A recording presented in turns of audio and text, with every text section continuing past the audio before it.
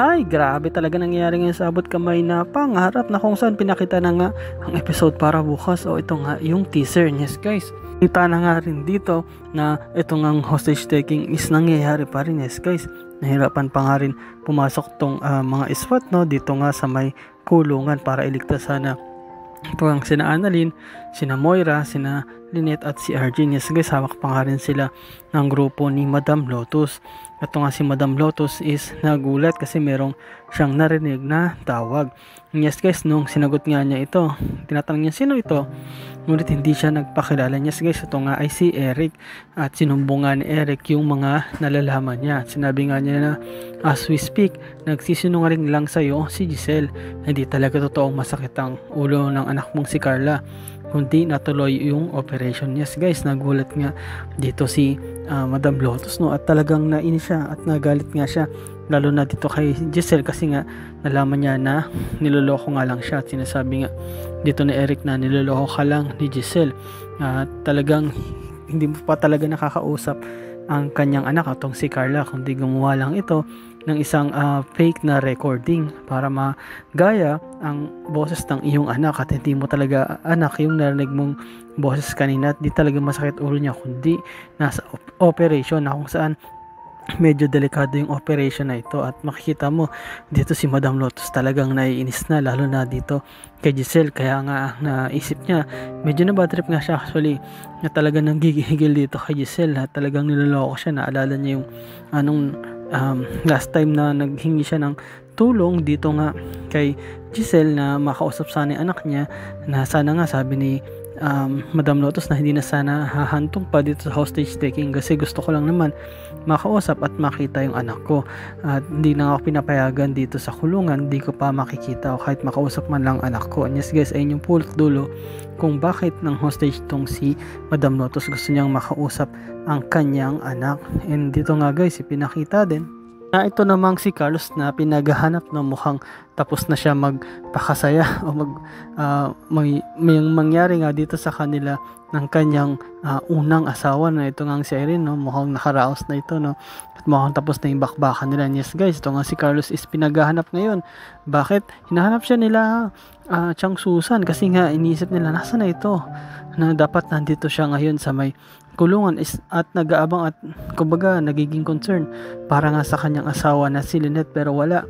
Tinawagan niya siya ni Chang Susan pero iba yung nakausap niya, sabi nandun daw sa may operating room pero wala pala. Tumawag din si Lyndon para hanapin kung nasan tong si Doc Carlos, ngunit nalaman nila na wala pala talaga at nahanap nga nila kung nasan tong si Carlos, ngunit di nila alam na nandito pala kasama ang kanyang unang asawa o yung talagang asawa niya na ito nga si Irene. Yes guys, medyo pabebe pa talaga itong si Carlos. Kala mo may galit-galit dito kay Irene pero bibigay din pala. Yes guys, bumahanat pa talaga no, kasi nga makita natin na maganda talaga din itong si Irene at napaka-sexy pa, at gayon din na bilog na yung ulo-uli ni Carlos sa pamagitan ng pabango na ginagamit nga nito na Irene sa kanya, at talaga may nangyari sa kanila, ngunit di nga alam mismo ni Carlos na naka-record pala yun o may video pala yun. Yes guys, kung saan mukhang gagawin nga ni Irene yun na bala yung video na yun para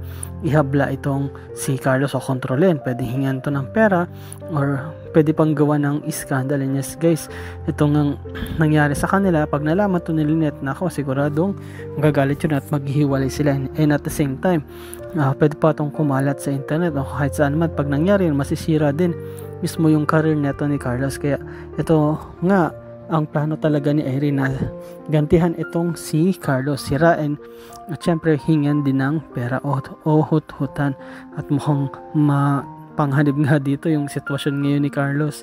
And ito nga guys, ipinakita rin na ito nga si Madam Lotus is tumawag. And yes guys, tumawag ito kay Giselle At nung nasagot nga ito ni Giselle, makikita mo na tila nag-alala siya, tila mo pa utal-utal din sa kanyang mga sinasabi. At sabi pa nga niya na, Madam Lotus, pasensya ka na pero ngayon mukhang ready na at tapos na yung procedure na pwede mo nang makausap ang iyong anak. Ngunit sinabi mismo ni Madam Lotus na sinungaling ka.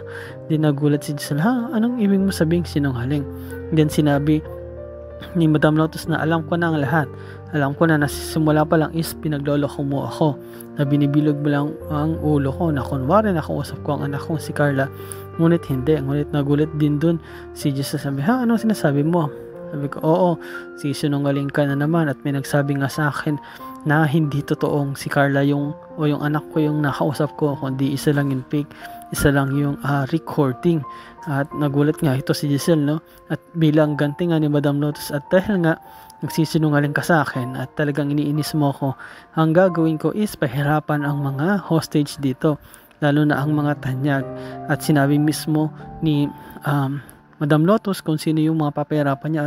Ngunit talaga nag-aalala itong si Giselle. Sabi niya, no, please, wag. Nagawa ko lang naman na magsinungaling kasi nga alam ko hindi mo pa pwedeng makausap si Carla dahil nasa operation siya ngayon. At yun nga, sabi nga mismo ni Madam Lotus, dapat niya sinabi mo sa akin para hindi mo pa ako lalong ginalit. Pero ngayon, ang uunahin ko na gantihan dahil sa ginawa mo is itong pamangkin mo na si Annalyn. Yes guys, na sabi, makita mo kay Giselle na talaga nag-aalala at nagtataranta sa mga nangyari, no? At sabi pa niya na ito ang gagantihan ko, babawian ko.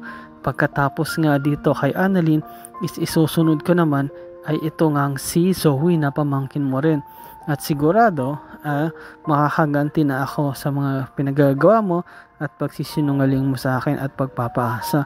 Yes guys, galit na galit talaga itong si Madam Lotus dito nga kay Giselle. At sinabi pa nga niya na after dito kay Zoe is isusunod ko naman itong si Lynette. At after na itong si Lynette ay susunod ko naman ay ang kapatid mo.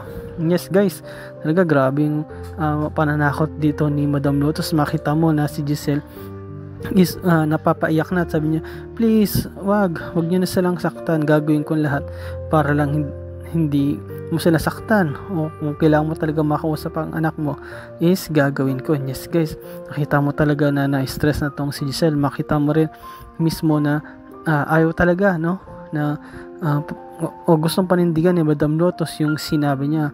At bigla na lang na dahil sa inis nga ni Madam Lotus, pinatay niya yung cellphone.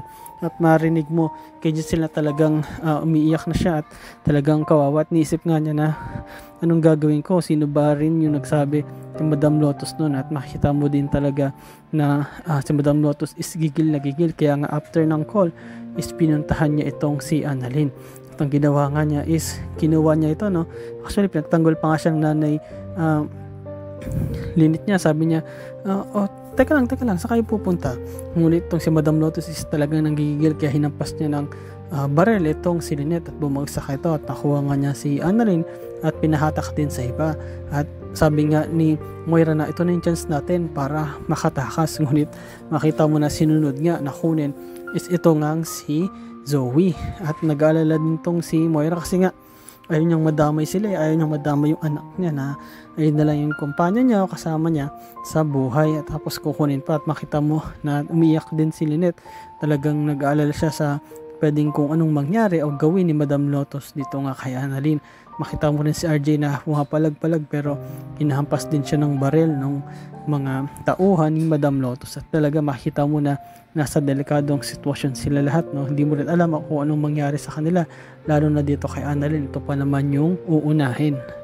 Pero ang tanong dyan guys is, ito kaya malalaman kaya ni Giselle na si Eric ang nagsabi ng patungkol dun sa nangyayari sa ospital, lalo na dito kay Carla? At ano kaya ang mangyayari dito kay Doc Carlos? Mahuhuli ba ni Lynette ang kanyang kalokohan? Malalaman na ba ni Lynette ang totoo niyang asawa o una niyang pinakasalan itong si Irene?